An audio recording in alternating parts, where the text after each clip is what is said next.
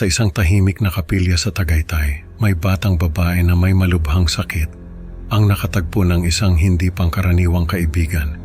Isang naglalakad na teddy bear ang lumapit sa kanya. Nagpakilalang anghel na nagkatawang laruan para magbigay ng aliw. Sa gitna ng kanilang pag-uusap, bumalot ang kakaibang liwanag at malamig na hangin sa paligid. Ano nga ba ang tunay na layunin ng mahiwagang teddy bear na ito at paano nito binago ang huling sandali ng bata?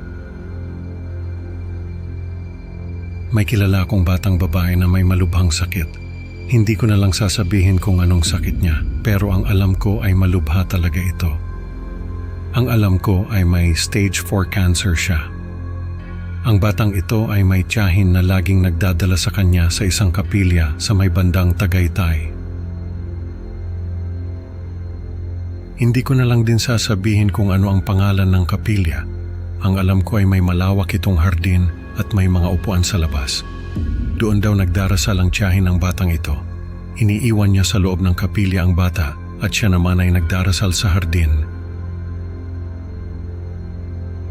Nangyari raw ito noong isang beses na dinala ulit ng tiyahin niya ang batang babae sa kapilya.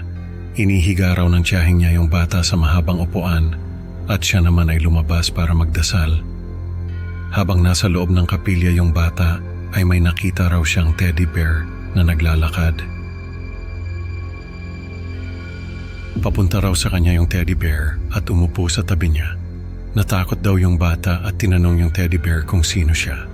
Sabi raw ng teddy bear ay isa siyang anghel na nagkatawang teddy bear para hindi matakot yung bata sa itsura niya. Nandito raw siya para magbigay ng aliw at lakas ng loob sa mga batang tulad niya. Natawa raw yung bata at sabi niya ay mas natakot pa siya sa itsura ng naglalakad na teddy bear. Natawa raw yung teddy bear at nagpakilala.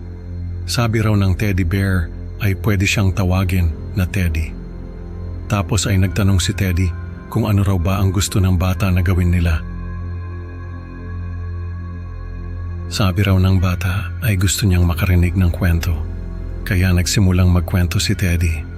Habang nagkukwento si Teddy, biglang nagbago yung liwanag sa loob ng kapilya. Parang naging golden yung kulay ng paligid na parang nasa loob sila ng isang malaking kandila. May malamig na hangin na nagmumula sa labas na para bang may yumayakap sa kanilang hindi nakikita.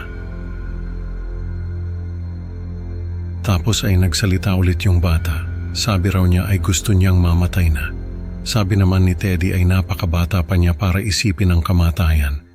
Sumagot yung bata at sabi niya ay napapagod na siya sa mga gamot at sa mga doktor na tumitingin sa kanya. Gusto na raw niyang matapos ang lahat. Nagsalita ulit si Teddy at sabi niya ay naisip ba raw ng bata kung ano ang mararamdaman ng mga magulang niya kapag nawala na siya? Sabi ng bata ay alam niya na malulungkot ang mga magulang niya, pero alam din daw niya na makaka-move on din ang mga ito. Pero sa loob-loob niya, naiisip din niya kung gaano kasakit para sa kanila ang mawalan ng anak na minahal nila ng buong puso.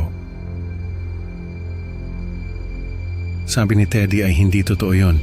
Hindi raw makaka-move on ang mga magulang ng bata kapag nawala siya. Habang buhay daw na magiging malungkot ang mga ito dahil mawawala ang pinakamamahal nilang anak. Tapos ay nagpatuloy sa pagkukwento si Teddy. Ang kwento raw niya ay tungkol sa isang batang babae na may malubhang sakit. Ang batang babae raw ay gustong-gustong makatulong sa mga tao, pero hindi niya magawa dahil sa sakit niya. Pero nung naging anghel siya, nagawa niyang abutin at tulungan ang mga tao sa paraang hindi niya nagawa nung nabubuhay pa siya. Nagkatawang teddy bear pa nga raw siya para makausap ang mga tao at mabigyan ng pag-asa. Sabi pa ni Teddy ay hindi naman niya kailangan magpakita ng ganoong itsura dahil nakikita naman siya ng mga tao na gustong makakita sa kanya. Nang bumalik daw yung tiyahin ng bata, nakita niyang nakahiga na yung bata sa upuan at may hawak na teddy bear. Nakangiti raw yung bata at nakapikit at sa sandaling iyon, naintindihan ng tiyahin na wala na siya. Parang may kakaibang kapayapaan sa mukha ng pamangkin niya. Pero ang pinagtataka ng tiyahin niya ay kung saan nanggaling yung teddy bear. Nung tingnan daw ng mabuti ng tiyahin niya yung teddy bear, may maliit na halo ito sa ibabaw ng ulo na parang gawa sa liwanag ng buwan. Sa sandaling iyon, alam niyang ang kaluluwa ng pamangkin niya ay umakyat na sa langit. Sa kwento natin ngayon, natutunan natin na ang tunay na kaibigan ay nandyan para magbigay ng liwanag sa ating pinakamadilim na oras. Salamat sa pakikinig mga kaibigan.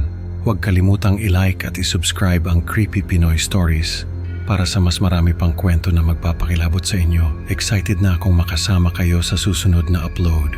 Hanggang sa muli, tandaan, baka ang teddy bear mo ay may lihim na misyon din.